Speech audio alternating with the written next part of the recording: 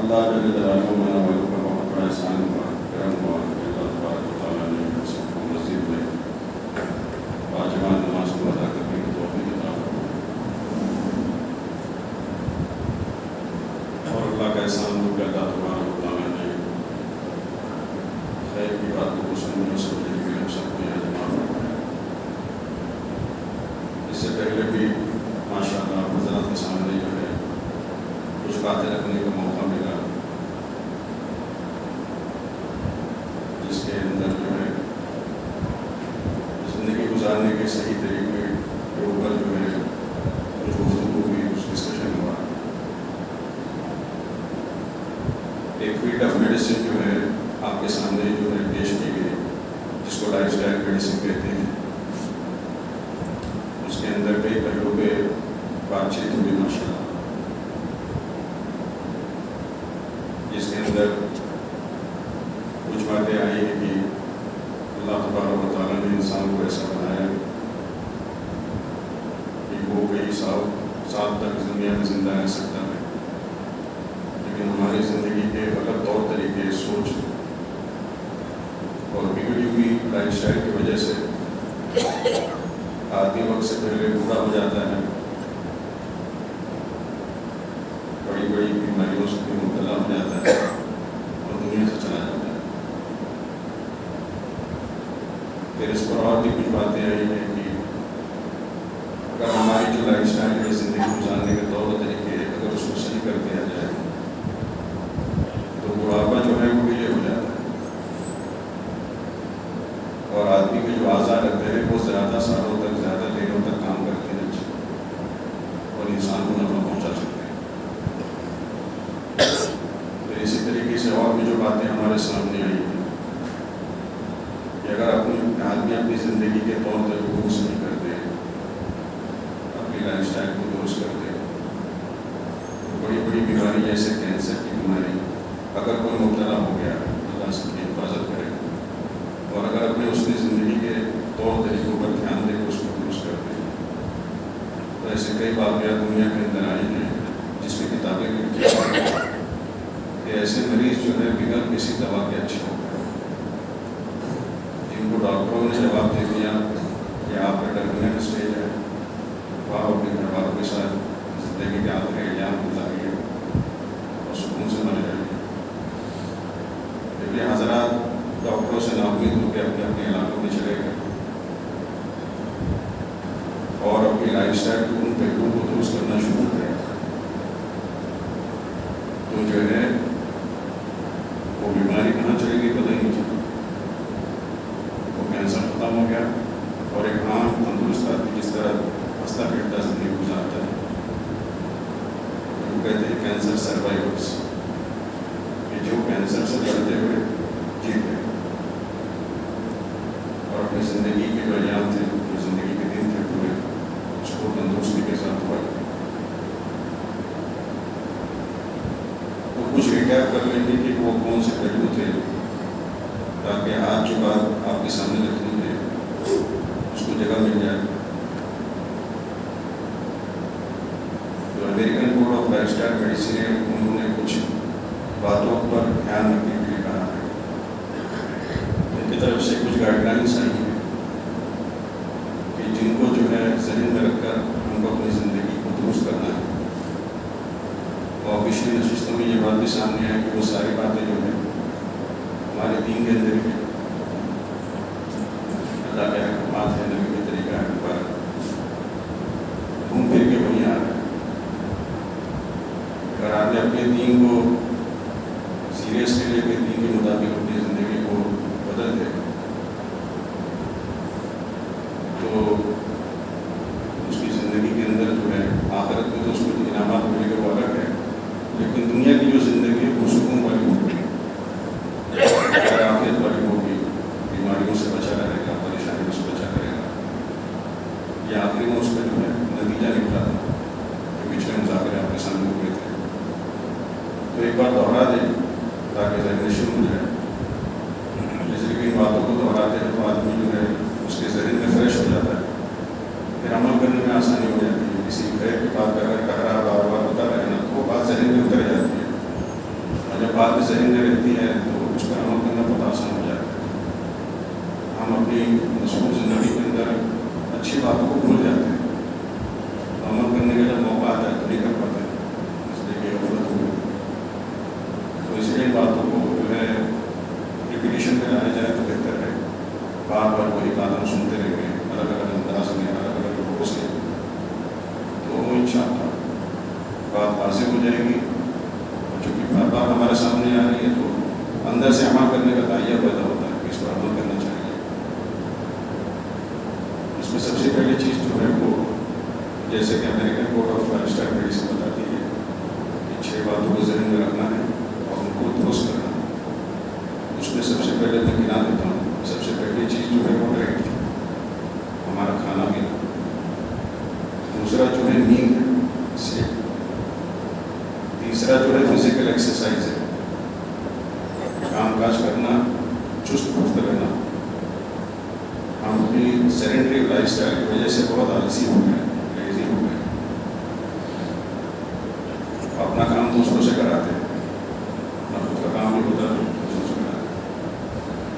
اس کے مقابلے میں صحابہ کرام کے اگر واقعات ہم پڑھتے ہیں حکایت صحابہ کے اندر, تو صحابہ اپنا کام خود کرتے تھے, دوسروں کا بھی کام کر کے دیتے تھے. یعنی اگر وہ اوپر سوار ہو اور ان کا جو ہے چاقو گر جائے تو ایسے نہیں کہ نیچے والے کو کہتے کو اٹھا کے دے دے, خود ان کو بٹھاتے تھے, اس کو سکھاتے تھے, اس کو اٹھاتے تھے, جو اوپر بیٹھتے تھے پیچھے جاتے تھے. تو اپنا کام ہم خود کریں. یہ لائف اسٹائل میڈیسن کا جو تیسرا حصہ ہے وہ فزیکل ایکٹیونیس ہے, کسی بھی شکل میں ہو کہ فزیکلی ہم ایکٹیو ہیں. کچھ لکھنے والے لکھتے ہیں کہ یہ جو 3 چیزیں ہیں, ڈائٹ, ایکسرسائز اور سلیپ, یہ ٹرائنگل ہے. بنیادی چیز تو یہی ہے.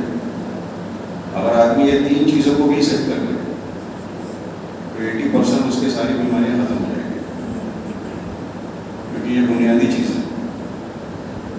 اور آج کے زمانے میں میں نے دیکھا ہے کہ ڈائٹ کا ہی اگر ہم حساب لے لیں تو آج کے زمانے میں نیوٹریشس ڈائٹ ملنا ناممکن کے برابر ہو گیا.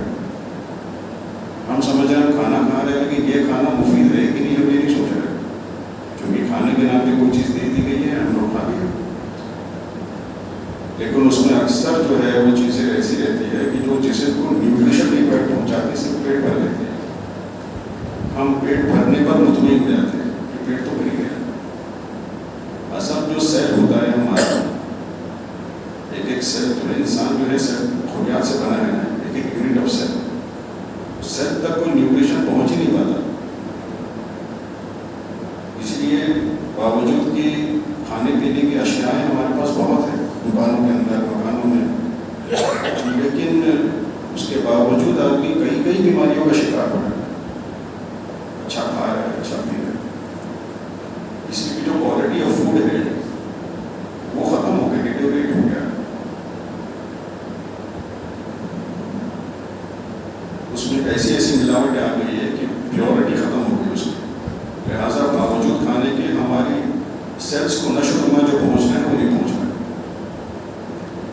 سیلس ڈیہائیڈریٹ ہو گئے, جس کی وجہ سے آدمی کے اندر بڑھاپا زیادہ آ رہا ہے, وقت سے پہلے باہر اس کی سفید ہو جا رہے ہیں. جوان آدمی بوڑھے آدمی کی طرح ہانپتے رہتا ہے, تھوڑا دور چل گیا, کچھ سیڑھیاں چڑھ گیا, ہانپتا ہے. جیسے 70 سال کا بوڑھا آدمی کیسے ہانپتا ہے, ایسے جوان آدمی ہانپتا ہے.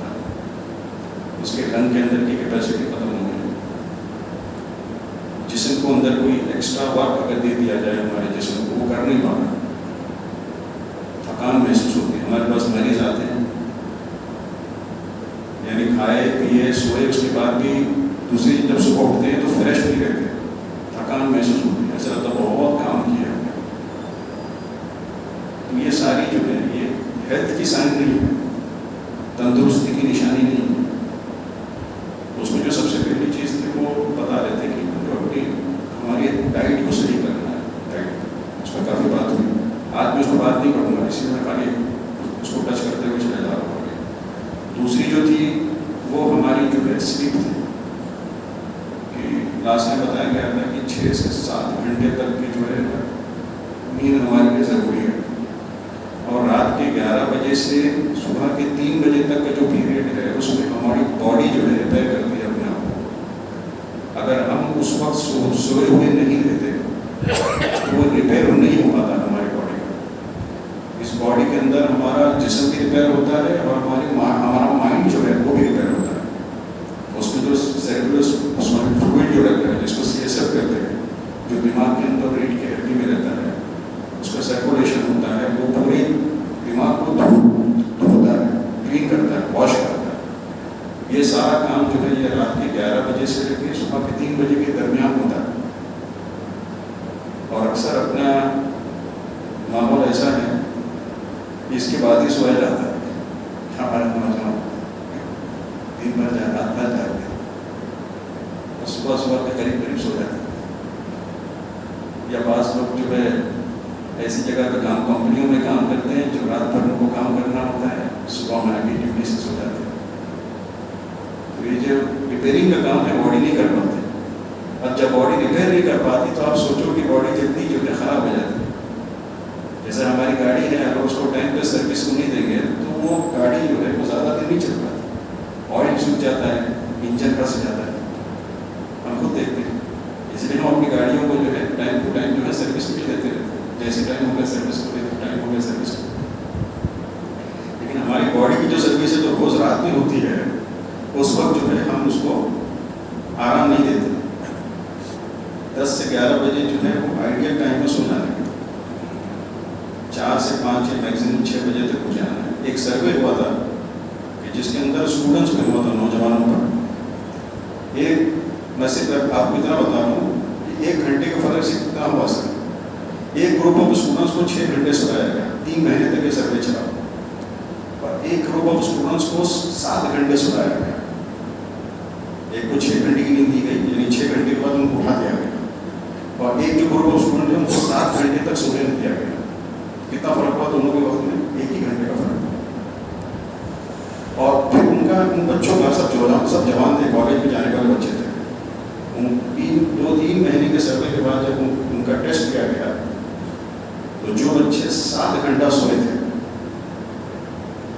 वो मेमोरी का टेस्ट था, कौन सी कितना याद है मेमोरी का, याददाश्त का। तो देखा गया कि जो बच्चे 7 घंटे सोए थे वो 6 घंटे जो बच्चे सोए थे उनसे डबल उनको याद था। यानी अगर 10 चीज़ें सिखाई गई है तो 6 घंटे जो लोग सोए थे वो 5 ही चीज़ याद कर पाए जब उनको पूछा गया। क्योंकि जो लोग बच्चे 7 घंटे सोए थे वो 10 के 10 चीज़ बता दी। सिर्फ 1 घंटे के फर्क से ये हुआ, 6 से 7 घंटे। और आजकल हमारी नींद 4 घंटे 5 घंटे, हम सो ही नहीं रहे। उसकी वजह है कि हमारे पास जो है वो डिट्रैक्शन करने वाला चीज़ हमारे पास है, मोबाइल फ़ोन। बाज़ लोग कंप्यूटर पे रहते हैं, बाज़ लोग लैपटॉप पे रहते हैं, बाज़ लोग मोबाइल फ़ोन पे रहते हैं, जिसकी वजह से हमारी नींद 4-5 बस इतनी है। शायद ही कोई 6 घंटा सोता है पूरा। और यहाँ पर 1 घंटे का भी डिफरेंस, इतना फ़र्क आया है।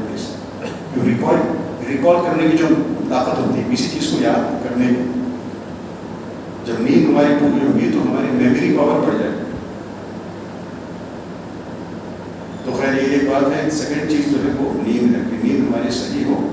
10 से 11 बजे का राइट टाइम में सो जाने का, 6 से 7 घंटे की नींद पूरी हो जाए। उसके बाद दूसरे दिन जब आदमी जब उठे तो उसकी अच्छी नींद हुई, उसकी निशानी ये है कि वो दिन भर फ्रेश महसूस करेगा, बगैर अलार्म के उठेगा और दिन भर उसको नींद का असर नहीं आएगा। ये 3 चीज़ें, उठेगा, बगैर अलार्म बनाए, खुद से आँख खुल जाएगी, इसलिए कि नींद का कोटा पूरा हो गया। तो कुदरती तौर पर आदमी उठ जाता है, उसको अलार्म की ज़रूरत नहीं पड़ेगी। और दूसरा, दिन भर वो फ्रेश रहेगा और जमा ही नहीं लेगा, उसको नींद का असर नहीं होगा, नींद की हाजत नहीं रहेगी उसको। आज हम ऐसा सोते हैं कि उठते के साथ ही जमाइयाँ लेते रहते हैं, यानी नींद पूरी ही नहीं है उसकी। क्वालिटी ऑफ स्लीप खराब हो गई है। तीसरी चीज़ जो है वो फिजिकल एक्टिविटी है, फिजिकल एक्सरसाइजेस। जैसे मैंने पिछले बार भी कहा था कि आज के ज़माने में हम बैठते ज़्यादा हैं, चलते कम हैं। सबसे बुनियादी चीज़ है। साइंटिस्ट लिखते हैं कि जो आदमी बैठता है ज़्यादा है तो जो हमारे जिस्म का जो मेटाबॉलिज्म है, मेटाबॉलिज्म का मतलब होता है कि हम जो खाते हैं उससे उसको एनर्जी के अंदर तब्दील कर देना, फिर वो एनर्जी से आदमी काम करता है, उसकी बैटरी चार्ज रहती है। تو کھانا کو جو کنورٹ کیا جاتا ہے انرجی میں تو اس کو کہتے ہیں میٹابولزم. تو کہتے ہیں کہ آدمی اگر 1 گھنٹہ بھی بیٹھا ہے تو 90% اس کا میٹابولزم جو ہے سلو ڈاؤن ہو جاتا ہے. صرف 1 گھنٹہ اگر بیٹھا رہا, 1 گھنٹہ اگر اس نے بیٹھ کے کچھ کام کیا تو باڈی کا 90% میٹابولزم, انرجی بنانے کی قوت, وہ ختم ہو جاتی ہے. تو وہ لکھتے ہیں کہ ہر گھنٹے میں 1 گھنٹہ ہونے سے پہلے ہی اٹھ جانا ہے, چلنا پھرنا, اس کے بعد پھر آگے بیٹھ کے اپنا کام کر سکتے. لیکن آج ہمارے پاس کام کچھ ایسے ہیں, جابس کچھ ایسے ہیں 6-6, 7-7 گھنٹہ, 8-8 گھنٹہ آدمی بیٹھ کے کام کرتے رہتے ہیں. تو اس کے جسم کے اندر جو وہ کچھ کھاتا ہے وہ انرجی میں تبدیل ہونے کی جو قوت ہے وہ پوری ختم ہو جاتی ہے. اس کی کھانا کھاتے ہیں تو کھانا یہی پیٹ میں ہی رہتا ہے, اندر ہی نہیں ہوتا, ہضم ہی نہیں ہوتا اس کا کھانا, کیونکہ اس کی جو مشین ہے سلو ڈاؤن ہو گئی, اس کا پروسیس آف میٹابولزم پہ افیکٹ پڑا ہے اس کی سیڈنٹری لائف اسٹائل کی وجہ سے. تو فزیکل ایکٹیویٹی ہمارے لیے اتنی ہی ضروری ہے جتنا کہ کھانا ضروری ہے. فزیکل ایکٹیویٹی جو ہے وہ کوئی الگ سے ایکسٹرا کام نہیں ہے, وہ ہمارے زندگی کا حصہ ہے, ہمارے جسم کا حق ہے جو کرنا پڑے. اب ایکسرسائز میں بھی سائنسدان بہت سی چیزیں بتاتے ہیں. فزیکل ایکسرسائز جس میں ہاتھ پیر ہلے, یہ تو ہے, یہ تو سمجھ میں آ رہا ہے. اس کے ساتھ ساتھ لنگس کی ایکسرسائز بتاتے ہیں. بریدنگ ایکسرسائز اس کو کہتے ہیں, بریدنگ ایکسرسائز. اس کے لیے بتا ہے کہ سلو بریتھ اور سلو ایکسیل کرنا ہے. اس کا طریقہ کار یہ بتاتے ہیں کہ آپ جو ہے 7 سیکنڈ کے اندر سانس کو اندر لو, 4 سیکنڈ سانس کو ہولڈ کر کے رکھو, اور 8 سیکنڈ کے اندر سانس کو آہستہ آہستہ باہر چھوڑو. یہ روزانہ کم سے کم 5 منٹ کرنا ہے. اس کو کہتے ہیں بریدنگ ایکسرسائز. ہم دیکھتے ہوں گے کہ کئی ہمارے رشتے دار احباب جو دواخانوں میں ایڈمٹ ہے, جن کا ہارٹ کا آپریشن ہوا ہے, ڈاکٹرس ان کو سوائلومیٹری دیتے ہیں. ایک ایسا اپیرٹس رہتا ہے جس میں 3 قسم کے بالب ہوتے ہیں, ریڈ, بلو, یلو, اور وہ کہتے ہیں کہ اس کو سانس لو تاکہ یہ بال اوپر اٹھ کے نیچے ہو جائے. ایکچولی وہ لنگ کا کانفیڈنس بڑھانے کے لیے ہوتا ہے. لنگ جو ہے ہمارا پوری طرح انفلیٹ ہو, یعنی پوری طرح بڑھے جتنی کیپیسٹی ہے, اور پھر پوری طریقے سے وہ ایکسیل ہو, پوری طریقے سے نچوڑا جائے تاکہ پوری ایئر باہر نکلے. ہم جب نارملی جیسے میں بات کر رہا ہوں, آپ بیٹھ کے سن رہے ہیں, اس وقت ہمارا لنگ پوری طرح ایکسپانڈ نہیں ہو رہا ہے اور پوری طرح ایکسیل نہیں ہو رہا ہے. لیکن اگر ہم کوئی ایسا فزیکل ایکٹیویٹی کر رہے ہیں, یا دوڑ کے سیڑھی چڑھ رہے ہیں, یہاں سے دوڑ لگا رہے ہیں, تو اس وقت چونکہ آکسیجن کی ضرورت زیادہ ہوتی ہے, اب جا کے وہ ایکسپانڈ پورا ہوتا ہے اور پورا ایکسیل ہوتا ہے. تو یہ جو ہے چونکہ ہم کرتے ہیں تو ہی ہوتا ہے. لیکن ہمارے لنگ کو جو ہے آپٹیملی اچھی کنڈیشن میں رکھنے کے لیے روزانہ لنگ کی ایکسرسائز ضروری ہے. پیپلوں غیر مسلمانوں کے مذہب کے اندر وہ لوگ جب یوگا کرتے ہیں تو اس میں اکثر وہ لوگ بریدنگ ایکسرسائز پہ دھیان دیتے ہیں, اور وہ کہتے ہیں کہ کئی بیماریاں یہ بریدنگ ایکسرسائز سے ہی ختم ہو جاتی ہیں, نزلہ, زکام, الرجی, یہ بتاتے ہیں وہ لوگ. تو یہ بریدنگ ایکسرسائز, جسم کی ایکسرسائز, بریدنگ ایکسرسائز, یہاں تک کہ آنکھوں کی بھی ایکسرسائز. جو ہماری آنکھ ہے اس کا بھی موومنٹ پورا طریقے سے ہونا چاہیے, رائٹ لیفٹ, اوپر نیچے سرکولیشن, رائٹ لیفٹ سرکولیشن. تو یہ بنیادی ایکسرسائز ہے جو آدمی اپنے گھر پہ رہتے ہوئے کر سکتے ہیں. لیکن ہماری کوتاہی رہتی ہے کہ ہم ٹائم پہ اٹھ نہیں پاتے, صبح فریش نہیں رہتے تھے, اس لیے ہم یہ نہیں کر پاتے. یعنی دیکھیے جو لائف اسٹائل میڈیسن ہے, ایک اگر صحیح نہیں ہوا اس میں سے تو اس کا اثر دوسرے پر آتا ہے, اس کا اثر تیسرے پر آتا ہے. لہٰذا یہ جو 6 پلرس ہے, اس میں کوئی بھی کسی میں بھی ہم پوری طریقے سے اتر نہیں پاتے. اگر ایک بھی افیکٹ ہو گیا تو اس لیے 6 پہلو بہت ضروری ہے. تو یہ ہو گیا ایکسرسائز کے تعلق سے. پچھلے نشستوں میں بھی اس پہ کافی بات ہوئی, اس لیے میں زیادہ ڈیپ میں نہیں کروں گا. چوتھی بات جو تھی وہ ہے اسٹریس مینجمنٹ. ذہنی اعتبار سے جو اسٹریس ہے, مینٹل اسٹریس ہے, اسٹریس مینجمنٹ, اس پر میں آج بات کرنے والا ہوں. اس لیے میں اس کو اسکپ کر دیتا ہوں. 5ویں جو چیز تھی وہ انٹر ریلیشن سے خوش رہنا, آدمی خوش رہے, ایک دوسرے کے جو تعلقات ہے وہ درست ہیں. اگر وہ درست نہیں ہوتے تو آدمی جو ہے سیڈ ہو جاتا ہے, غم زدہ ہو جاتا ہے, ڈپریشن میں چلا جاتا ہے, اور ذہنی امراض میں مبتلا ہو جاتا ہے. مور دین 50% پیپل آر ڈپریسڈ ناؤ. امریکہ میں تو اس سے بھی زیادہ ہے.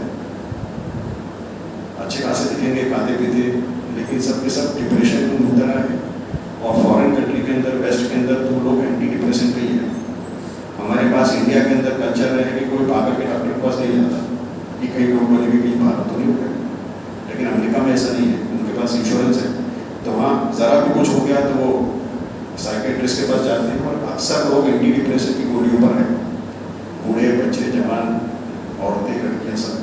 अक्सर स्टूडेंट रहते हैं तो पढ़ाई का कुछ स्ट्रेस रहता है, बड़े होते हैं तो मर्द औरत के बीच किताब होता है, कोई मसला रहता है, सो डिप्रेशन में जितना कमा जितनी मेहनत करे उतना पैसे नहीं मिलते तो एक डिप्रेशन रहता है। हर एक का मसला है जिसकी वजह से डिप्रेशन में जाता है। और भी कई बीमारियाँ हैं, डिप्रेशन जो है वो स्टेपिंग स्टोन है, पहला स्टेप है। अगर उसको लोग ट्रीट नहीं करें तो फिर वो और आगे संगीन बीमारियों में मुबतला होना शुरू हो जाते हैं, जो मेंटल इलनेस जिसको कहते हैं। मेंटल इलनेस फिजिकल इलनेस से ज़्यादा है, आपको नहीं पता। अक्सर डॉक्टर्स बताते हैं इसको मीटिंग्स के अंदर कि जो मेंटल बीमारियां हैं वो फिजिकल बीमारियों से ज़्यादा है। तो एक जो है इंटर रिलेशनशिप, ये जो है 5वां पिलर, इसको सही करना है। और छठा जो है डी एडिक्शन है। हमारी ज़िंदगी के अंदर जिस चीज़ का भी जो है एडिक्शन हो गया है उससे डी एडिक्ट करना, अपने आप को उससे छुड़ा देना। सबसे बड़ा एडिक्शन मोबाइल का है इसको, बाद लोगों को चाहे भी नहीं करें। अक्सर जो किताबें हैं अमेरिकन बोर्ड की लाइफस्टाइल मेडिसिन में, उसमें जो एडिक्शन लिखा है वो शराब पीना है, सिगरेट पीना है, ड्रग्स लेना है। लेकिन अपने मुस्लिम माशरे के अंदर अल्लाह का एहसान है कि ये चीज़ इतनी ज़्यादा आम तो नहीं है जितनी घरों में, लेकिन हमारे माशरे में जो चीज़ आम है वो ये है। एक तो मोबाइल फ़ोन का एडिक्शन रहता है, बाज़ लोग पिक्चर देखते रहते हैं रात रात भर, उसका एक एडिक्शन रहता है। बाज़ लोग चैटिंग करते हैं, उसका एडिक्शन रहता है। और बाज़ लोग रात में घूमते रहते हैं, जब तक वो घूम फिर के नहीं आ जाते, बाहर का खाना पीना नहीं होता, तो रात में नींद नहीं आती। तो कोई ना कोई एडिक्शन के अंदर आदमी मुब्तला है।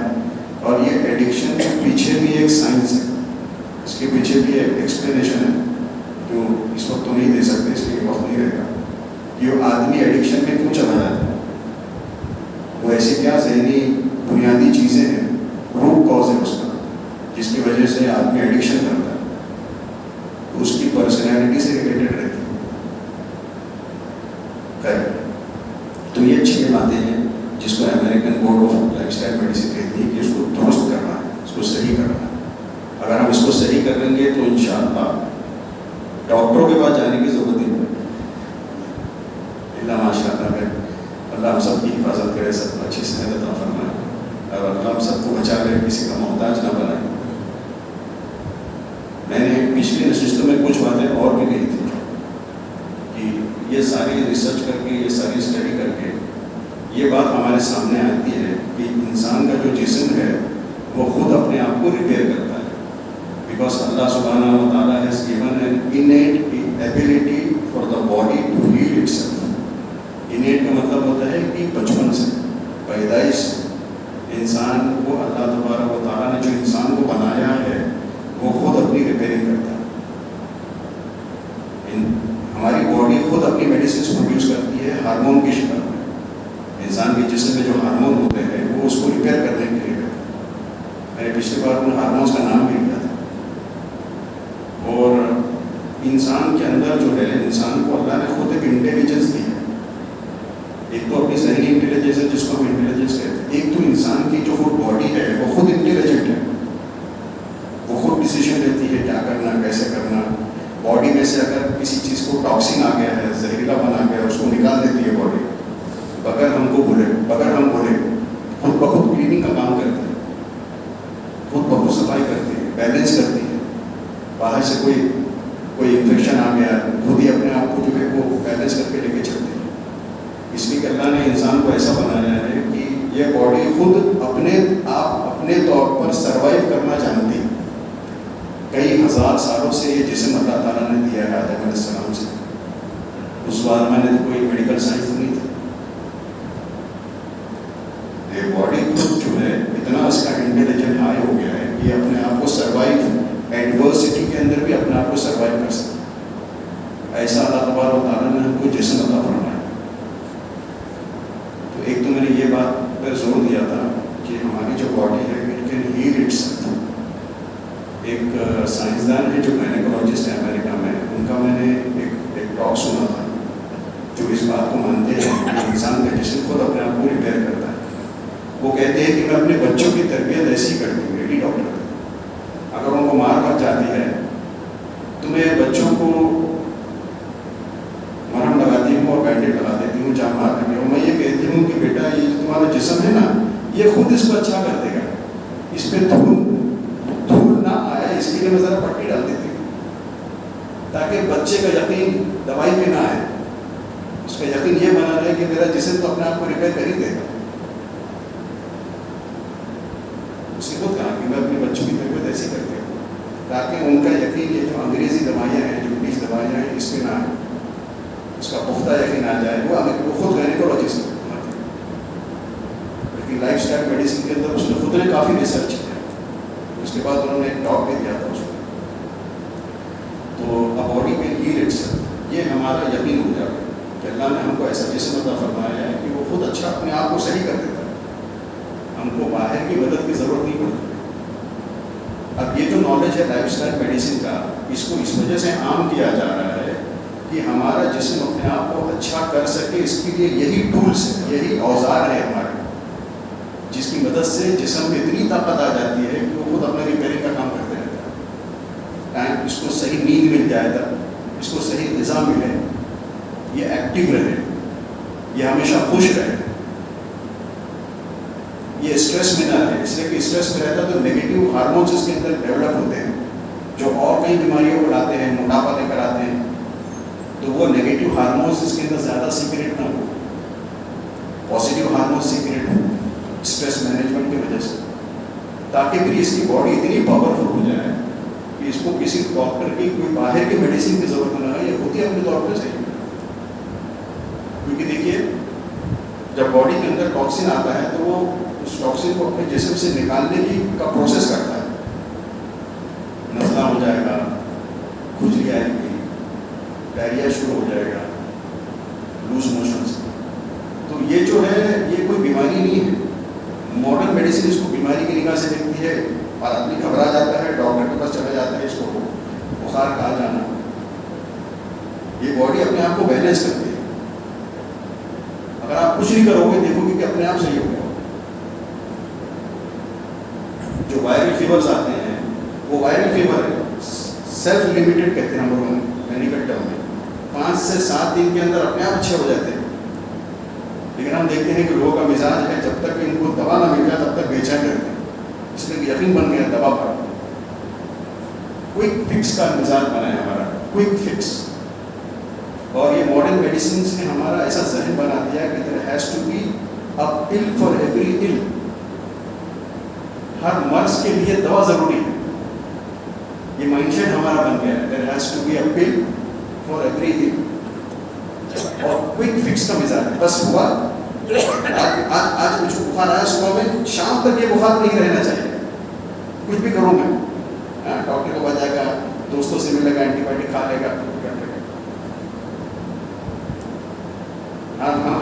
हम खुद अपने जिस्म को कमज़ोर कर रहे हैं अपनी आदतों की वजह से, अपने माइंडसेट की वजह से। तो ये जो अलामात होती है ना, ये बीमारियां नहीं है, ये बॉडी अपने आप को बैलेंस करती है। जैसे इसकी मिसाल देते हैं कि जैसे दरख्त होता है, जब ऑटम का महीना आता है तो उसमें वो जो पतझड़ का जब होता है तो उसमें सारे पत्ते गिर जाते हैं। अब ईमानदारी से बताओ कि वो ज़वाल हुआ है, कुछ ज़वाल आया है उसका? नहीं भाई, वो दरख्त अपने आप को मेंटेन कर रहा है। अब जब बारिश आएगी उसमें नए पत्ते आएंगे, नए फूल आएंगे, नए फूल आएंगे, उसका एक फेज़ होता है, उस फेज़ के अंदर उसके पत्ते झड़ना ही ज़रूरी है। तो वो जो दरख्त है अपने आप को सर्वाइव करता है, उसके वो अलामत है, किसी प्रोसेस से गुजरता है, वो उसके लिए नॉर्मल है, उस पर ज़वाल नहीं आया है, वो ख़राब नहीं हो गया कि हम उसको काट के फेंक दो, अब उसको पत्ते नहीं, हम क्या करेंगे, थोड़े दिन रुको, अभी आ जाएंगे पत्ते, नए पत्ते आएंगे, नए फूल आएंगे। इसी तरीके से हमारा जिस्म है।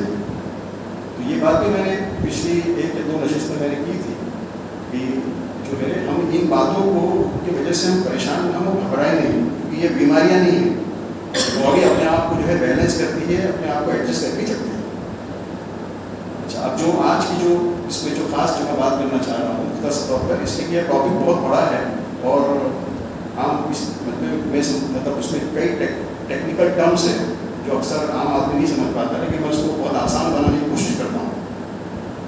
जो میں نے چوتھی بات جو کہا تھا میں نے کہ اسٹریس مینجمنٹ، اسٹریس پہ ہی میں بات کروں گا کہ اس کے اندر اور آگے ہے، اندر ڈیپ کے اندر کہ ایک نئی فیلڈ آف میڈیسن وجود میں آئی ہے 1980 کے اندر، 1980 میں، جس کا نام ہے جرمن نیو میڈیسن، جس کو عام طور سے JGNM کہتے ہیں، جرمنش ہائلکنڈر، جرمنی کے اندر اس کو کہتے ہیں جرمن آرٹ آف ہیلنگ۔ یہ میڈیسن جو ہے ایک جرمن فزیشین نے انوینٹ کیا، اب وہ حیات نہیں ہے، 2017 میں اس کا انتقال ہو گیا، گزر گیا وہ ناروے کے اندر شاید۔ یہ رہنے والے جرمن کے ہیں، یہ ایک MBBS ڈاکٹر ہے، اس کے بعد انہوں نے MD کیا ہے، اپنے زمانے میں ٹیچر بھی تھے، وہ بہت ذہین آدمی ہے، بہت بڑا سائنسدان ہے۔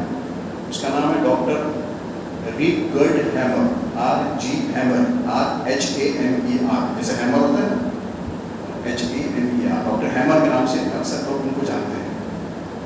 تو یہ جو جرمن نیو میڈیسن ہے یہ بہت کم لوگوں کو پتہ ہے، ہندوستان کے اندر بھی گنے چنے ڈاکٹرز ہیں جو اس کی پریکٹس کرتے ہیں، اس لیے کہ اس کا کوئی انسٹیٹیوٹ نہیں ہے، جیسے MBBS کا انسٹیٹیوٹ ہے، میڈیکل کالج ہے، ہومیوپیتھی کا انسٹیٹیوٹ ہے، ہومیوپیتھی میڈیکل کالج ہے، یونانی کا ہے، طبیہ کالج ہے، ان کے انسٹیٹیوٹ ہے، اسے لوگ جانتے ہیں، اس میں لوگ ایڈمیشن لیتے ہیں۔ اب چونکہ یہ نئی سوچ ہے میڈیسن کے اندر، یہ ایک نئی سوچ ہے، ایک نیا فیلڈ آف میڈیسن ہے، تو اس کا کوئی ایسا خاص انسٹیٹیوٹ نہیں ہے۔ ڈاکٹر ہیمر کے صحبت یافتہ جو لوگ تھے اس کے حیات تک، اس کے حیات میں جو لوگ اس کے ساتھ کام کیے ہیں، اب وہ لوگ حیات ہیں، کچھ کینیڈا میں ہیں، کچھ امریکہ میں ہیں، تو وہ اب اس علم کو منتقل کر رہے ہیں دوسروں کے اندر۔ تو ابھی تک اس کا کوئی میڈیکل کالج جیسا نہیں ہے، کچھ کتابیں ہیں، کچھ لیکچرز ہیں جس سے اس بات کو سمجھایا جا رہا ہے، اس میڈیسن کو، اس کے کنسپٹس کو بتایا جا رہا ہے، اور لوگوں کو بتایا جا رہا ہے کہ اس طریقے سے اگر ہم علاج کریں گے مریض کا تو 100% ریکوری ہو جائے گی۔ تو اس کے تعلق سے میں تھوڑی سی بات کرنا چاہتا ہوں کہ جرمن نیو میڈیسن کیا ہے۔ ڈاکٹر ہیمر، میں پہلے ان کی تھوڑی اسٹوری بتا دیتا ہوں کہ ڈاکٹر ہیمر جو ہے وہ سائنسدان تھے، ان کے 4 بچے ہیں، اس میں سے ایک بیٹے کا انتقال ہو گیا، 3 بچے ابھی بھی حیات ہیں، ان کی اہلیہ بھی حیات ہے۔ 1978 کے اندر ان کا جو بڑا بیٹا تھا اس کو کسی نے گولی مار دیا، 3 مہینے تک وہ ICU میں تھا، اور 3 مہینے کے بعد باپ کی گود میں اس کا انتقال ہو گیا، یعنی ڈاکٹر ہیمر کے گود میں ہی وہ تھا اور مر گیا، نہیں بچا سکے اس کو۔ اس کا غم تھا چونکہ جو جوان بیٹا ہے ان کا، ماں باپ دونوں کو اس کا غم تھا۔ کچھ مہینوں بعد ڈاکٹر ہیمر کو کینسر ہو گیا ٹیسٹس کا، اور ان کی اہلیہ کو یعنی بچے کی جو ماں تھی اس کو بریسٹ کا کینسر ہو گیا۔ تو ڈاکٹر ہیمر نے اپنا علاج کرا لیا، جو بھی تھا اس میں، جو بھی آپریشن کرا ہوتا ہے وہ علاج کر لیا، لیکن ڈاکٹر ہیمر کو یہ بات سمجھ میں نہیں آئی کہ مجھ کو اس عمر میں اور میری اہلیہ کو کینسر کیوں ہوا۔ تو انہوں نے ریسرچ کرنا شروع کیا، کینسر مریض جو ان کے پاس آتے تھے ان کا بھی ریسرچ کیا۔ تو انہوں نے جو ہے جب ریسرچ کرنا شروع کیا تو ان کی ہر رپورٹ دیکھتے گئے، خون کی رپورٹ میں کیا تھا، ایکس رے کی رپورٹ میں کیا تھا، CT اسکین کی رپورٹ میں کیا تھا۔ تو انہوں نے ایک عجیب چیز آبزرو کی، آبزرو یہ کیا کہ جو CT اسکین ہوتا ہے برین کا، CT اسکین جو برین کا ہوتا ہے، انہوں نے دیکھا کہ جو کینسر کے مریض تھے ان کی CT اسکین کے اندر کچھ انہوں نے پایا رنگ جیسا تھا، کچھ نظر آتا تھا۔ تو انہوں نے CT اسکین کی کمپنی کو کہا کہ یہ جو رنگ میں دیکھ رہا ہوں کہیں یہ مشین کا فالٹ تو نہیں ہے، ہو سکتا ہے مشین میں سے وہ جب نکلا تو برابر نہیں نکلا تو کچھ ایسا۔ تو وہ سیمنز کمپنی کی جو مشین تھی، سیمنز کمپنی جانتے ہیں آپ سب، انہوں نے کہا کہ یہ لیٹر لکھا کہ نہیں یہ کوئی آرٹیفیکٹ نہیں ہے، یہ کوئی مشین کا فالٹ نہیں ہے، یہ رنگ کے اندر ہی کچھ تھا جو مشین کیچ کر گئی۔ پھر انہوں نے اس کی ڈیپ اسٹڈی کی تو انہوں نے دیکھا کہ اکثر کینسر کے مریض کے اندر وہ رنگ کہیں نہ کہیں برین میں پائے گئے، کہیں مڈ برین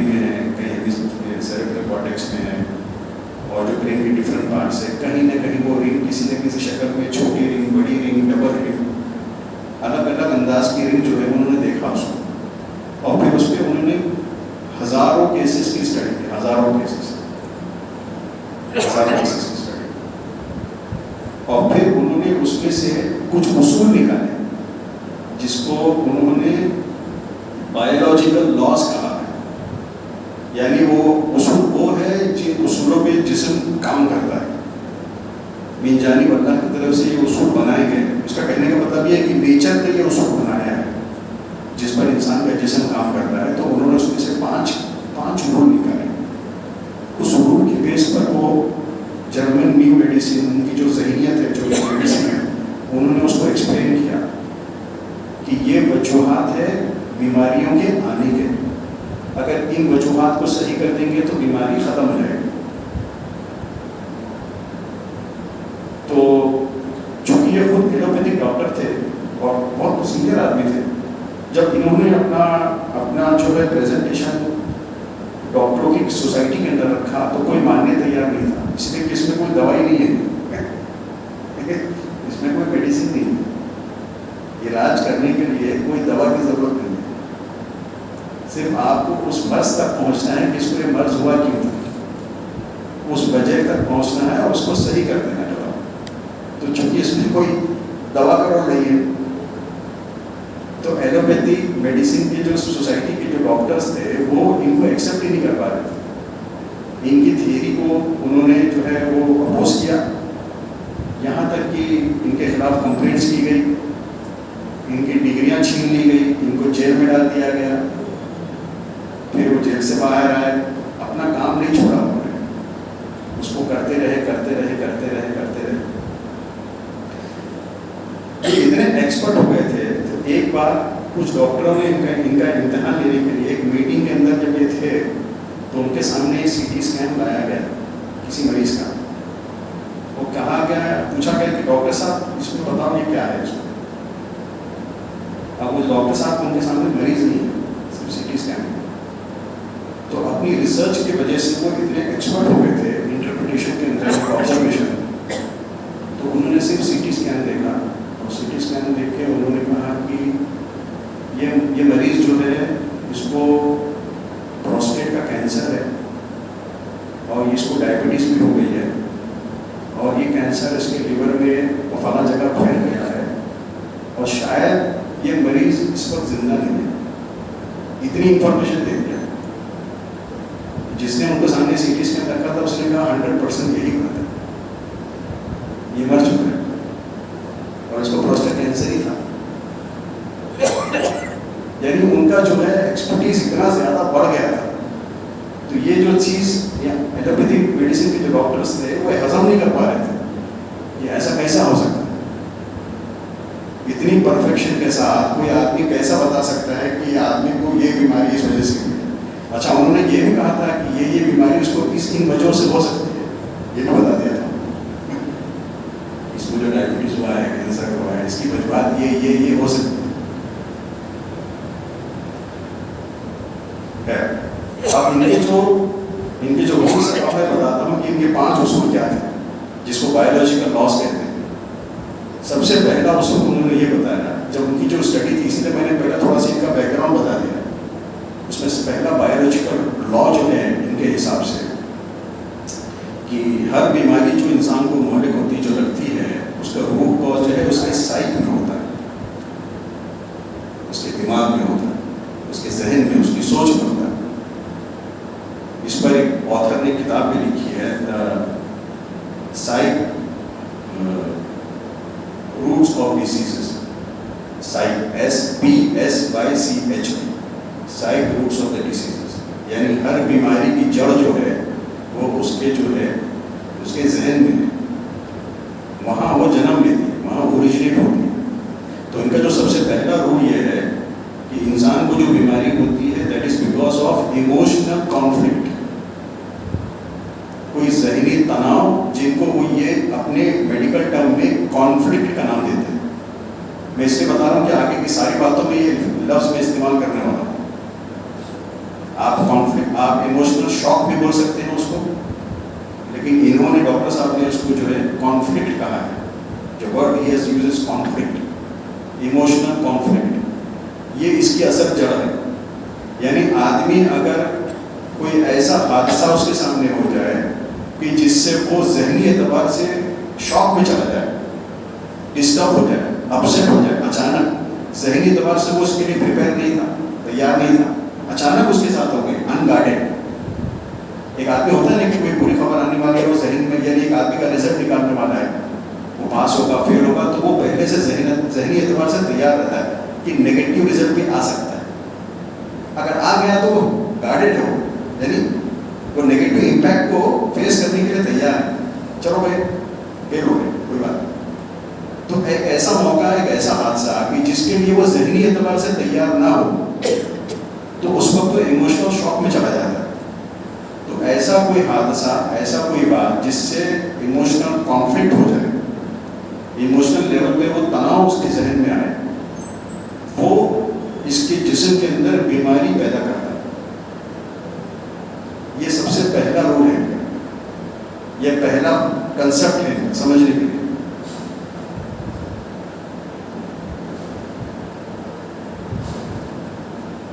اور یہ انہوں نے خاص کہا ہے کہ وہ جو حادثہ ہوا ہے اس کے سامنے, اس کو نیگیٹیولی اگر لے گا تو ہوگا.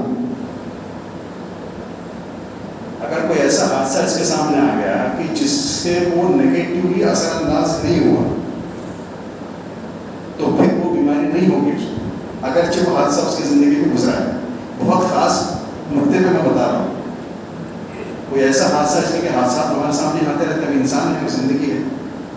اگر کوئی ایسا حادثہ ہے کہ جس کی وجہ سے انسان متاثر ہو کے اس کو نیگیٹیولی لے لے, تو وہ بیماری اس کے جسم کے اندر پیدا کرنا شروع کر دیتا ہے. ایک ایسا پروگرام ہے جو ایکٹیویٹ ہو جاتا ہے, اور آہستہ آہستہ وہ جسم سمٹم دینا شروع کر دے اس کو, جسم کے اوپر کسی بھی اعضاء, وہ بھی میں بتاؤں گا. تو وہ سب سے پہلی بات انہوں نے بتائی.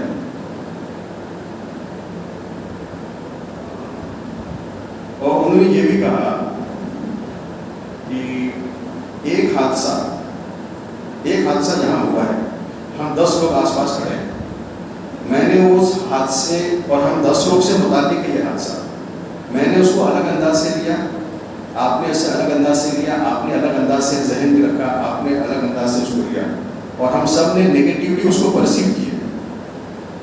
میں جس پہلو پر کروں گا اس سے مجھ کو الگ بیماری ہوگی, آپ جس پہلو سے اس کو نیگیٹو لیں گے آپ کو الگ بیماری ہوگی. اس نے ذہنی اعتبار سے نیگیٹولی جو سوچا ہے اس کو الگ بیماری ہوگی. حادثہ ایک ہی تھا.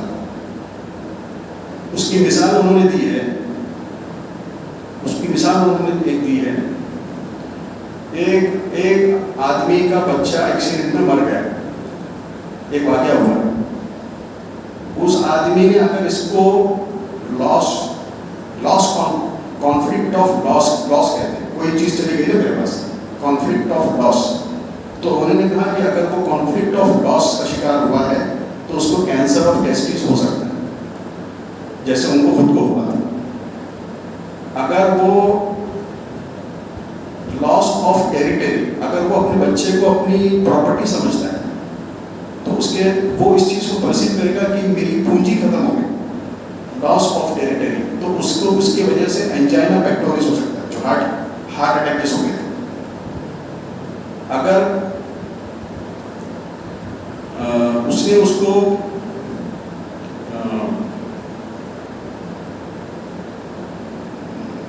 ذہن میں وہ کانفلکٹس کے نام نہیں یاد آ رہے ہیں,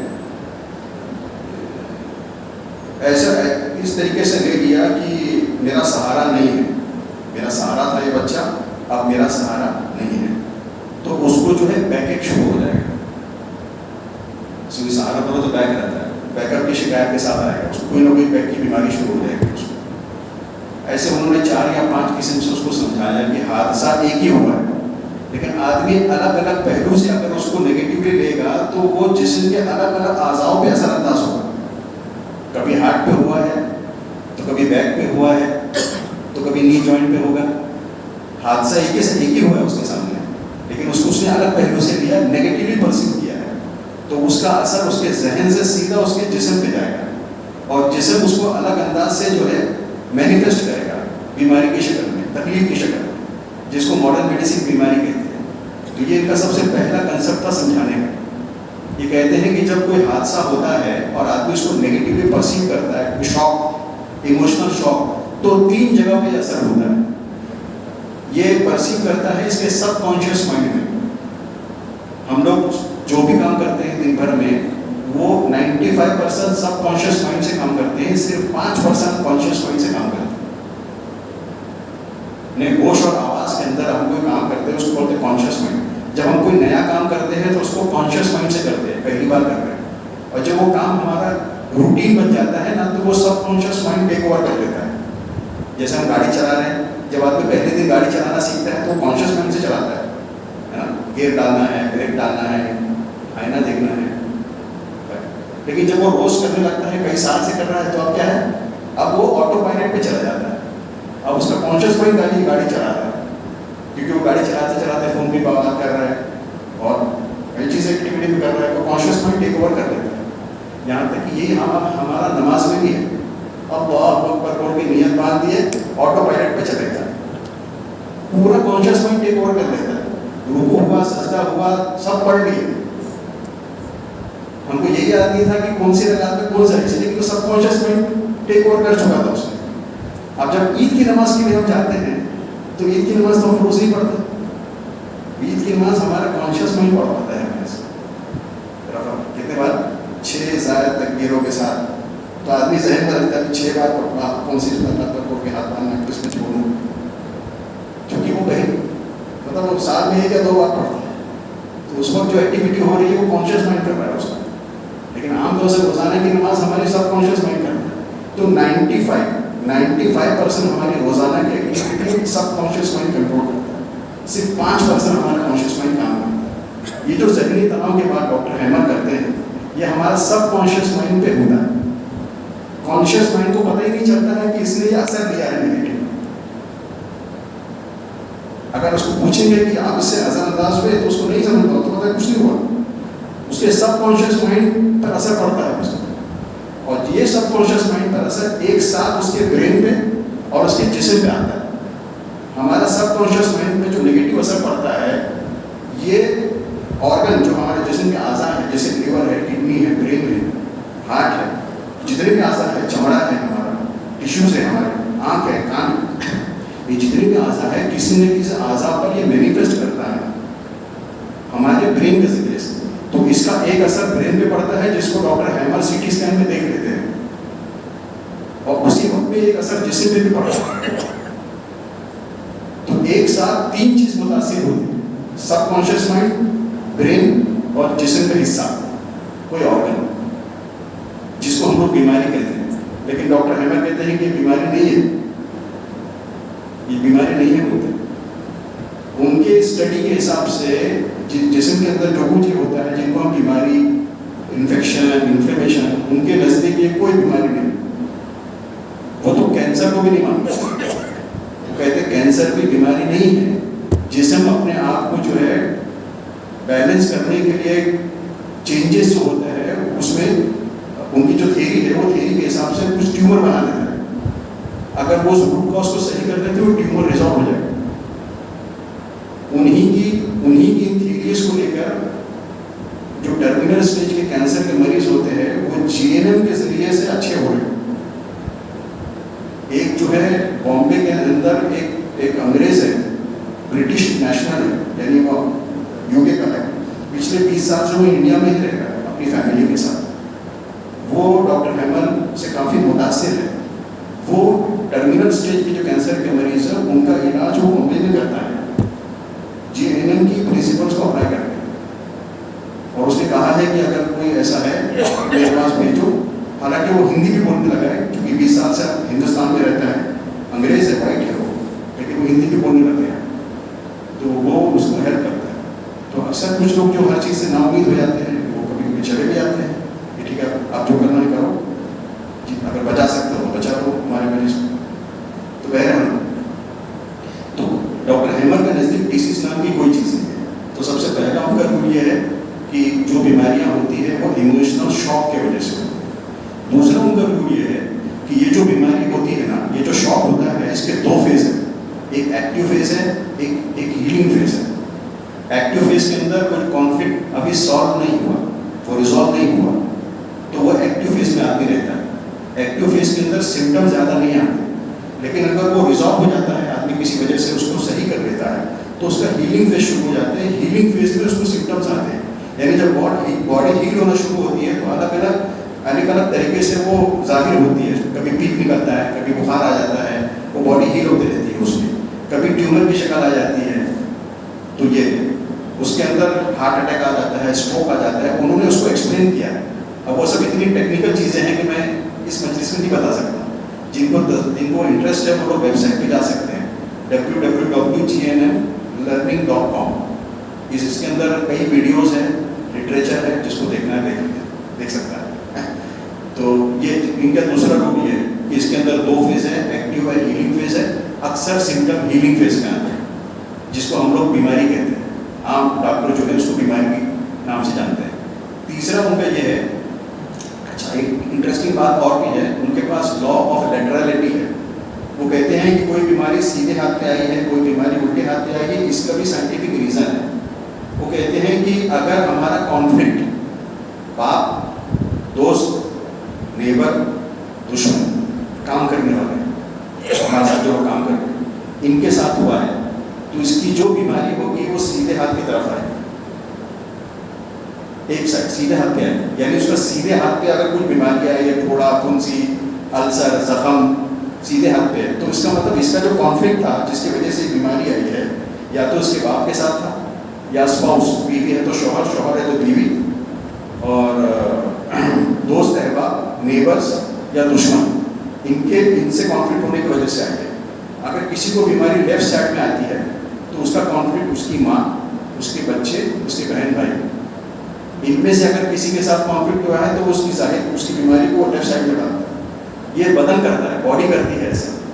ان کی اسٹڈی کے حساب سے باڈی ایسا کرتی ہے. اگر کسی عورت کو بریسٹ کا کینسر ہوا ہے اس کے لیفٹ سائڈ, سینہ, لیفٹ سینہ, تو پھر ہم وہ کہتے ہیں کہ اس کا کانفلکٹ جو ہے یا تو اس کی ماں کے ساتھ تھا, یا بچوں کے ساتھ تھا, یا اس کے بہن بھائیوں کے ساتھ تھا, جس کی وجہ سے اثر انداز ہوئی ہے اور اس کی بیماری جو ہے لیفٹ سائڈ میں پریزنٹ کر رہی ہے. یہ ان کی اسٹڈی ہے. اس کو کہتے ہیں لا آف لیٹرلٹی. یعنی وہ یہ بھی بتاتے ہیں کہ بیماری کیوں آئی ہے, یہ بھی بتاتے ہیں کہ بیماری اس طرف آئی ہے تو کس وجہ سے آئی ہے, اس طرف آئی ہے تو کس وجہ سے آئی ہے. اچھا, پھر اس کے بعد تیسرا لا جو ہے ان کا یہ ہے کہ یہ کہتے ہیں کہ جو انسان کے جو خلیات بنتے ہیں نا, ہمارے جو سیلس ہیں, وہ جب بچہ پیدا ہوتا ہے ماں کے پیٹ میں رہتے ہیں تو اس کے جرمینل لیئرز ہیں, 3 لیئرز ہیں, اینڈوڈرم, میسوڈرم, ایکٹوڈرم. اندر کی لیئر, بیچ کی لیئر اور اوپر کی لیئر. پھر یہ ہر لیئر الگ الگ آرگن بناتی ہے. اندر کی لیئر جو ہے وہ اندر کے سامان کو بناتی ہے, بیچ والی لیئر چمڑا, جب یہ سبکوٹینس فیٹ وغیرہ یہ جو بھی ہے, اور اوپر کی لیئر جس میں اسکن ہے اور ٹیشوز ہے. اس کی ساری ڈیٹیلس وہ کتابوں میں ہیں, اس کی تفصیلات میں نہیں بتا سکتا. اور اتنا سمجھ لیجیے کہ انسان کی جسم 3 لیئر سے بنتی ہے, 3 جرمینل لیئر, میسوڈرم, اینڈوڈرم اور ایکٹوڈرم. اور یہ ہر لیئر جو ہے جسم کے الگ الگ اعضاؤں کو بناتی ہے. یہ کہتے ہیں کہ یہ الگ الگ لیئر جو ہے برین کے الگ الگ حصے سے کنٹرول ہوتی ہے. اگر کوئی ایموشنل کانفلکٹ ہوتا ہے, جس حصے کا برین افیکٹ ہوا ہے وہ اسی حصے کو متاثر کرے گا جو وہ کنٹرول کرتا ہے. اگر اس کا برین کا مڈ برین افیکٹ ہوا ہے تو وہ اینڈوڈرم کو کنٹرول کرتا ہے, تو اینڈوڈرم سے بننے والے جو اعضاء ہے اسی کی بیماری اس کو ہوگی. اگر اس کا جو کانفلکٹ ہوا ہے, ٹینشن جو ہوا ہے, اگر یہ اس کے جو ہے اگر کارٹیکس پہ اگر برین کے الگ الگ حصے ہیں, وہ کارٹیکس جسم کے جس حصے کو کنٹرول کرتا ہے, جو جرمینل لیئر کو کنٹرول کرتا ہے, اس جرمینل لیئر سے جو اعضاء بنے ہیں اس کی بیماری میں مبتلا ہو جائے گا. تو یہ کون سا حصہ, بعض لوگوں کو لیور کینسر ہو گیا, بعض لوگ کیا ہو گیا, تو ہم سمجھتے ہیں ایلوپیتھی میڈیسن کے اندر اکثر ڈاکٹر اس کو ایڈیوپیتھی کہتے ہیں, یعنی اس کا کوئی ریزن ہم کو پتہ نہیں ہے. اکثر جیسے میں پریکٹس کرتا ہوں پروکٹولوجی, بیماری یعنی جو پیخانے کے امراض وغیرہ, ہم اس کی جو ہے پیخانے جیسے پائلس ہے, فشر ہے, فسٹولاس ہے, ہمارے پاس مریض آ کے پوچھتے ہیں کہ میرے کو فسٹولا کیوں ہوا, تو میں کہتا ہوں کہ ہماری کتابیں ہیں خاموش ہے, اس کتابوں سے فسٹولا کیوں ہوا نہیں بتا سکتے. فسٹولا ہوا تو اس میں کیا کیا ہوا ہے, اس میں کہاں سے پھنسا ہے وہ میں بتا سکتا ہوں, لیکن آپ کو کیوں ہوا یہ میں نہیں بتا سکتا, کیونکہ ہماری کتابیں اس کتابوں سے خاموش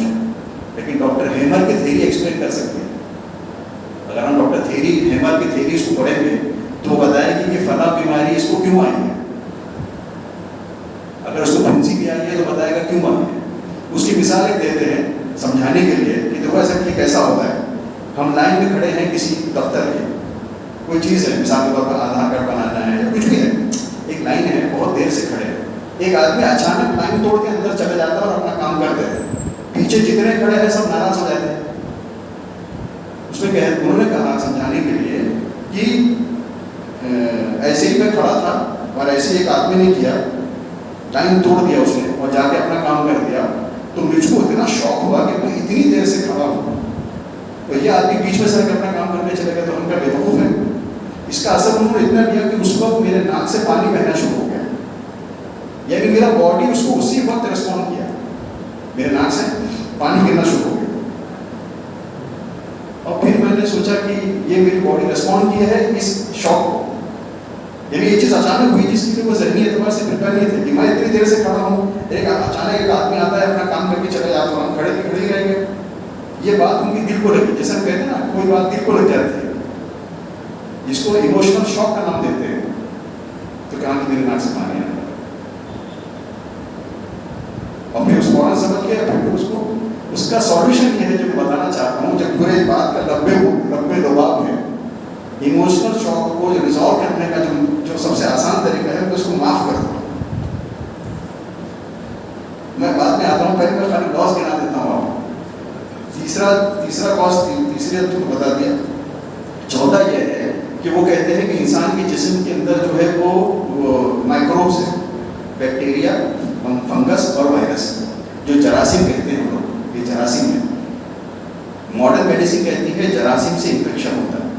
ڈاکٹر ہیمر کہتے ہیں جراثیم سے انفیکشن نہیں ہوتا, کیونکہ ان کا ماننا یہ ہے کہ اوپر والے نے, اللہ نے دنیا میں کوئی جو چیز بھی بنائی ہے انسان کی خدمت کے لیے بنائی ہے, انسان کے مقابلہ کرنے کے لیے نہیں بنائی.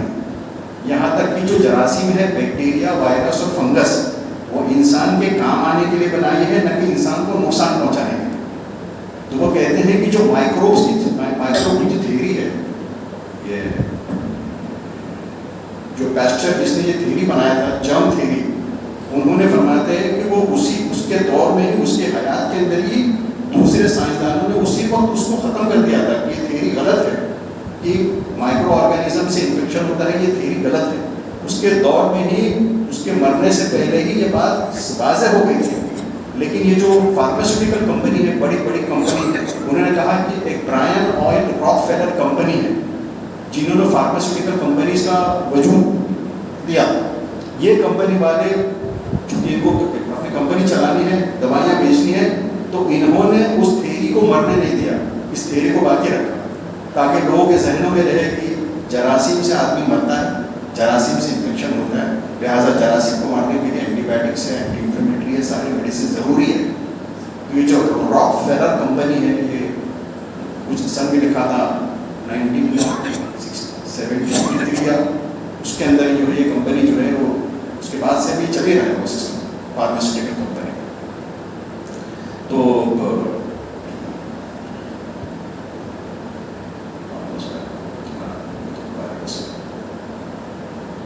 انہوں نے یہ کہا کہ یہ جو جراثیم ہے, جب ہیلنگ فیز شروع ہوتا ہے تب یہ جراثیم ایکٹیویٹ ہوتے ہیں.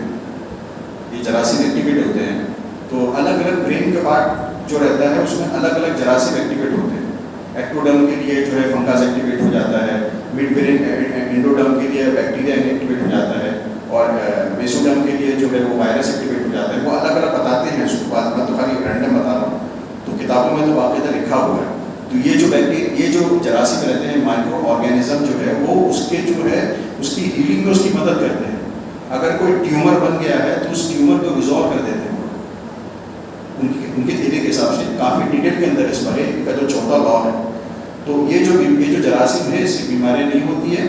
یہ جو ہے یہ بیماریوں کو دور کرنے کے لیے اور باڈی کو ہیل کرنے کے لیے بنائے گئے ہیں. یہ تمہارے دشمن نہیں ہے, تمہارے دوست ہے, یہ کہنا چاہ رہے ہیں. ان سے گھبراؤ مت, یہ تمہارا دشمن نہیں ہے, تمہارا دوست ہے. اس لیے ان کی تھیوری کے حساب سے ویکسینیشن کے کا کوئی وجود ہی نہیں ہے.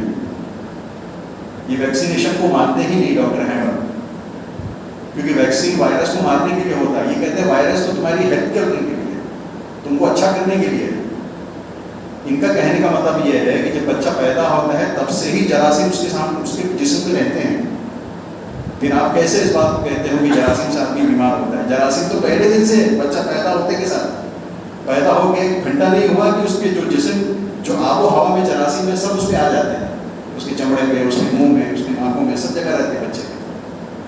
اور پوری زندگی جراثیم ہمارے ساتھ ہی رہتی ہے. اس وقت بھی جراثیم ہمارے پاس ہے، ہمارے منہ میں ہے، پیخانے کی جگہ پہ، بغلوں میں ہے، سب جگہ جراثیم ہے. کیوں ہم کو مان نہیں رہے اس وقت؟ کیوں مجھ کو اس وقت انفیکشن نہیں ہے؟ یہ تو ہے میرے ساتھ. تو یہ اگر بیماری دینے والے ہوتے تو کوئی زندہ ہی نہیں ہوتا، کوئی حیات ہی نہیں ہوتا. خیر، ان کا چوتھا جو ہے اصول یہ ہے کہ جو مائکروبس ہے اس سے بیماری نہیں ہوتی، وہ ہمارے کو ہیل کرنے کے لیے رہتے ہیں، اور یہ ایکٹیویٹ ہوتے ہیں ہیلنگ فیز میں. ایکٹیو فیز جو رہتا ہے کانفلکٹ کا، اس میں ایکٹیویٹ نہیں ہوتے. اور کا پانچواں جو اور آخری جو اصول ہے لا آف نیچر بایولوجیکل لا کا، یہ کہتے ہیں کہ یہ جو پورا پروگرام ہے اس کو بایولوجیکل اسپیشل پروگرام کہتے ہیں، BSP. یہ کہتے ہیں کہ یہ پروگرام قدرت نے جسم کے اندر رکھا ہے کسی کانفلکٹ سے اوور کم ہونے کے لیے. جب کانفلکٹ ہوتا ہے تو باڈی متاثر ہوتی ہے اور یہ جسم کو متاثر کرتی ہے، جسم کے کسی حصے کو متاثر کرتی ہے. تو یہ جسم سے اوور کم کرنے کے لیے، اس کو ہیل کرنے کے لیے باڈی یہ پروسیس سے جاتی ہے جس کو بایولوجیکل اسپیشل پروگرام کہتے ہیں. یہ پروگرام فٹ سے ایکٹیویٹ ہو جاتا ہے اور جب تک کہ باڈی ہیل نہیں ہو جاتی ہے پروگرام چلتے رہتا ہے. یہ کہتے ہیں کہ اگر اس کا جو کانفلکٹ اگر وہ ریزالو نہیں ہوا تو آدمی کئی سالوں سال ایکٹیو فیز میں ہی رہتا ہے، ہیلنگ فیز کی طرف آتا ہی نہیں، اس کا پرابلم ریزالو نہیں ہوا. اور بعض مرتبہ جو ہے اگر وہ ہیلنگ ہو بھی گیا تب بھی جو ہے یہ جو ہیلنگ فیز میں جو اس کے جسم کے اندر جو چڑھاؤ اتار ہوتا ہے، اگر اس کو صحیح طریقے سے مینیج نہیں کیا گیا تو اس کے کمپلیکیشن کی وجہ سے آدمی مر سکتا ہے، ورنہ بیماری سے نہیں مر سکتا. کہتے ہیں ڈاکٹر ہیمر جو ہے یہ 5 لا سمجھانے کے بعد، 5 بایولوجیکل لاس واضح کرنے کے بعد، سمجھانے کے بعد بتاتے ہیں کہ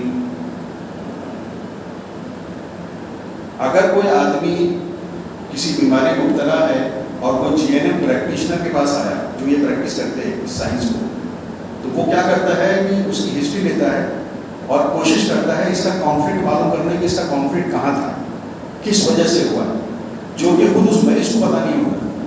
اس مریض کو بتا دیتا ہے کہ تمہاری یہ جو بیماری ہے تمہارا یہ کانفلکٹ کی وجہ سے ہوا ہے. تو وہ اس کا سب کانشیس مائنڈ کو کانشیس مائنڈ سے کنیکٹ کر دیتا ہے. دا مومنٹ وہ کنیکشن ہوتا ہے اس کی ہیلنگ وہی اسٹارٹ ہو جاتی ہے اسی وقت سے. 1.5 سے 2 مہینہ سے 6 مہینہ بھی رہ سکتے ہیں لیکن وہ کمپلیٹلی ہیل ہو جائے گا. لوگوں کو پتہ ہی نہیں رہتا ہے کہ میری یہ بیماری یہ ایموشنل کانفلکٹ کی وجہ سے ہوئی تھی جو میرے سب کانشیس مائنڈ میں بیٹھا ہے، چھپا ہے، میں اس کو ڈھونڈ نہیں سکتا. اس کے لیے کوئی ماہرین کی ضرورت ہے جو میرے اندر گھس کے میری ہسٹری نکال کے پھر بتائے کہ دیکھو تمہارے سے یہ ہوا تھا، اس وقت وہ واقعہ ہوا تھا جس سے تم متاثر ہوئے تھے، وہ آج بھی تمہارے اندر ہے، اس کو نکال دو اپنے دل سے. اب میں وہ سولوشن پر آتا ہوں کہ اس کا وہ جو سولوشن بتاتے ہیں وہ یہ ہے کہ تمہارے اندر جو نگیٹو ایموشنز ہوتے ہیں، سالوں کے غصہ ہے، سالوں کا غصہ ہے، نگیٹیوٹی بھری ہے، کوئی چیز سے متاثر ہوئے تو اس کو بھولے نہیں ہمیں.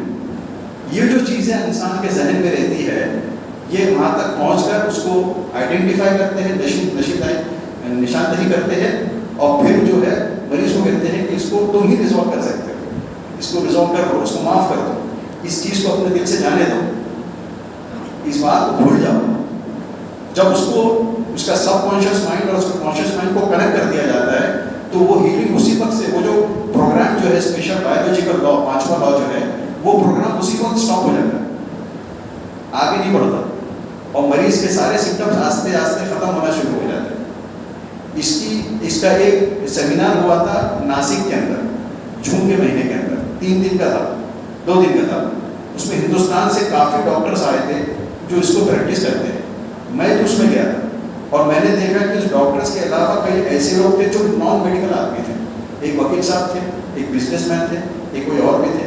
انہوں نے خود اس کی اپنی کارگزاری سنائی کہ کیسے ہم نے اپنے آپ کو اور اپنے گھر والوں کا علاج خود کیا اس میڈیسن کے ذریعے سے.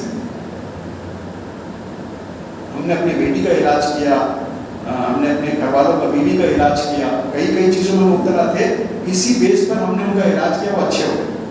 تو یہ کہتے ہیں کہ اس کے لیے ڈاکٹر ہونا ضروری نہیں ہے. ایک عام آدمی بھی سائنس کو سیکھ سکتا ہے اور سیکھ کر اپنے گھر والوں کا اپنا سب کا علاج خود کر سکتا ہے. اس میں سے ایک جو انگریز جو تھے, ڈاکٹر ڈینی نام ہے ان کا, وہ خود بتاتے ہیں کہ اس فیلڈ میں جرمن نیو میڈیسن میں پوری طریقے سے داخل نہیں ہوا تھا. اپنا خود کا ایک واقعہ بتاتے ہیں کہ ان کا جو ہے کسی عورت کے ساتھ ان کا رشتہ تھا. اب انگریز ہے, وہ لوگ خود جو ہے لیگل ریلیشنس رہتے ہوں گے. تو وہ ان کی جو بھی محبوبہ تھی, ہوا یہ کہ وہ انہوں نے دیکھا کہ ہم لوگ ساتھ میں نہیں رہ سکتے, شادی نہیں کر سکتے. تو ان کی بیوی نے, جو محبوبہ تھی, انہوں نے کہا کہ اب میں چھوڑ کے چلی جا رہی ہوں, آپ اپنی زندگی دیکھو, میں اپنی زندگی دیکھوں. یہ بات ان کی خالی فون پر ہوئی. اور رات کو سوئے جب صبح اٹھے تو کہا میرے پورے بدن کے اوپر لمس آ گئے, جیسے گلائکوما ہوتا ہے, چھوٹے چھوٹے پورے چپڑے, یعنی میرے پورے پیروں میں, ہاتھوں میں, سب جگہ, ایک رات کے اندر. یعنی اس کا صدمہ ان کو اتنا ہوا تھا کہ جس سے میں اتنی محبت کرتا ہوں, اب وہ میری زندگی کا ایسا نہیں بننے والی ہے. جس کو کہتے ہیں نا دل ٹوٹ جانا, اس کا ایسا صدمہ ہوا کہ ان کی باڈی نے اس کو مینیفیسٹ کیا لمس کے ذریعے سے. پورے بدن پہ چھوٹے چھوٹے گڈھے آ گئے. بہت پریشان تھے. کہا کہ ایک دن ہوا, 2 دن ہوا. اس کے بعد جو ہے ان کی اہلیہ, جو بچی, جو عورت تھی, اس کا ہی فون آیا کہ ٹھیک ہے, میں نے اپنا ارادہ بدل دیا ہے, ہم شادی ہی کر لیتے ہیں. یہ ریلیشن کیا ڈسٹینس ریلیشن سے اچھا ہے کہ ہم شادی کر لیتے ہیں اور میاں بیوی بن کے زندگی گزارتے ہیں. ان کو تو یہی چاہیے تھا. لہٰذا کہا کہ وہ خوشخبری سننے کے بعد میرا جو لمس تھے وہ خود بخود چلے گئے. تب ان کا دماغ چکرایا کہ ایسا ہوا کیوں آئے تھے اور چلے گئے کیسے.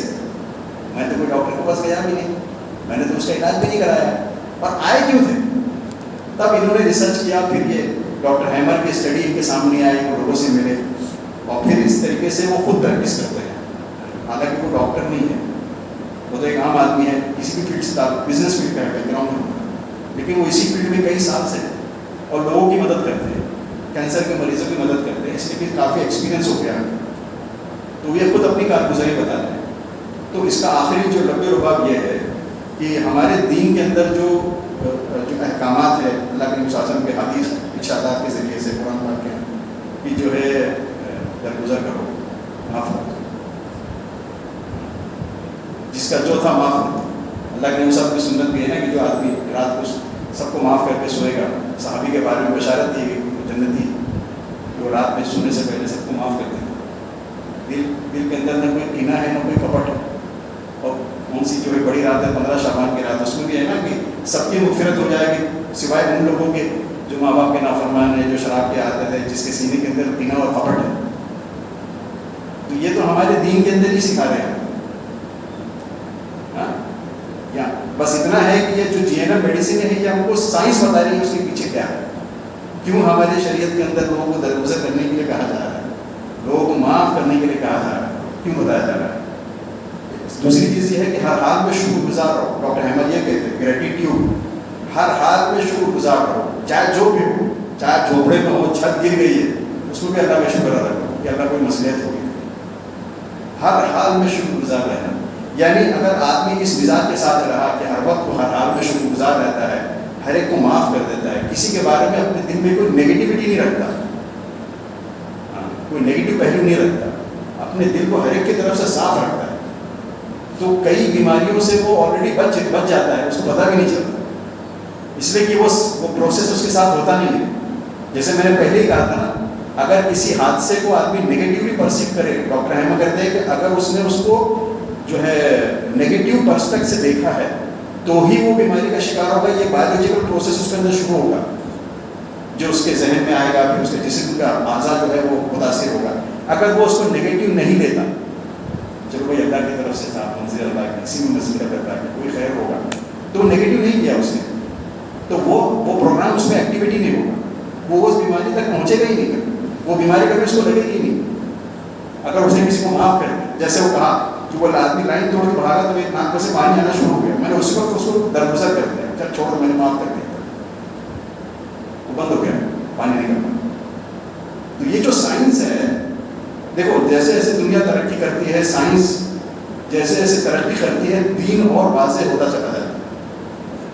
ایک زمانے میں تھا جب دین کی تشریحات ہوئی تھی اور جو ہے تفسیر لکھی گئی تھی، اس زمانے کی جو سائنس جو سمجھ تھی اس لوگوں کی، اس اعتبار سے ماشاء اللہ ہمارا علماء ہے اور بڑے بڑے بزرگان دین انہوں نے تفسیر. اب جیسے جیسے زمانہ بڑھ رہا ہے، سائنس جو ہے ایوالو ہو رہی ہے اور سائنس بڑھ رہی ہے، سمجھ بوجھ بڑھ رہی ہے، تو جو ہے اور دین واضح ہوتا چلا جا رہا ہے، سمجھ میں آتا جا رہا ہے کہ یہ کتنا حق ہے، ہمارا دین کتنا حق ہے، کتنی بڑی نعمت ہے اللہ کی طرف سے ہمارے لیے، جس کی ہم ناقدری کر رہے ہیں. اللہ معاف کرے. تو بھائی اسی کو اللہ پاک ذریعہ بنائے کہ ہمارے اندر دین کی عظمت، دین کی اہمیت آنے کا، اللہ کے نبی صلی اللہ علیہ وسلم کے ارشادات کی اہمیت ہمارے اندر آنے کا، اللہ کے احکامات کی عظمت ہمارے اندر آئے، تاکہ ہم اس پر عمل کرنے والے بنیں. خود بھی عمل کرنا ہے اور پھر اللہ کے بندوں کو اس کی طرف بلانا ہے، دین کی طرف بلانا ہے، کہ اسی میں ہماری نجات ہے، اسی میں خیر ہے دنیا میں. سب کریں گے نا انشاءاللہ. اللہ تعالیٰ ہم سب کے نصیب سے اللہ سبحان اللہ وبحمدہ سبحانک اللہم وبحمدک نشہد ان لا الہ الا انت نستغفرک ونتوب الیک. سبحان ربک رب العزۃ عما یصفون وسلام علی المرسلین الحمد للہ.